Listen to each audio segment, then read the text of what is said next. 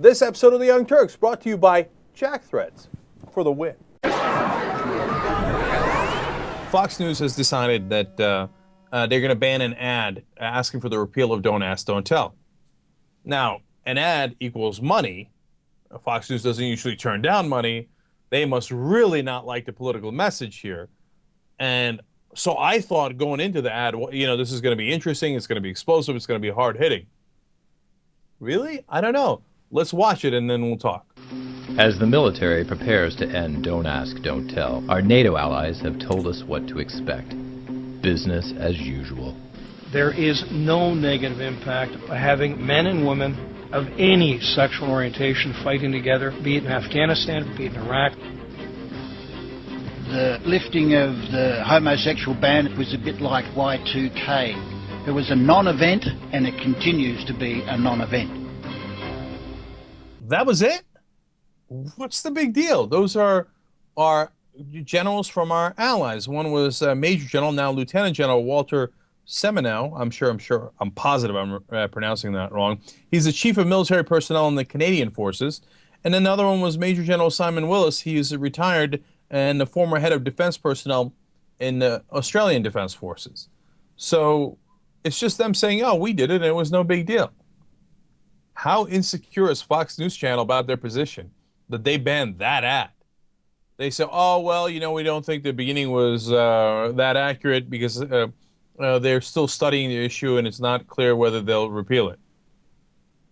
Come on, they didn't even necessarily say that. I mean, to call that nitpicking is an understatement. No, they just didn't want to run it, okay, because they don't like the politics behind it. By the way, it's a sad day for them because they will lose on that issue. It's an absolute guarantee. The only question is when we repeal Don't Ask, Don't Tell, not whether we repeal Don't Ask, Don't Tell. And that question, it will only be answered by how strong or weak the Democrats are. Because in national polls, Don't Ask, Don't Tell loses. People are not in favor of it. But get a load of this. It loses by a 3-to-1 margin. 3/4 of Americans say it's time to repeal it. It doesn't make sense. 3/4 of Americans. If I was the Democrats, I'd say, oh, come on, that's an enormous winning issue for me. In fact, a majority of conservatives in the country say we should repeal Don't Ask, Don't Tell. I'd take them out and beat them with a stick, and they will do. Come on, man, take out your political whooping stick. But these guys won't.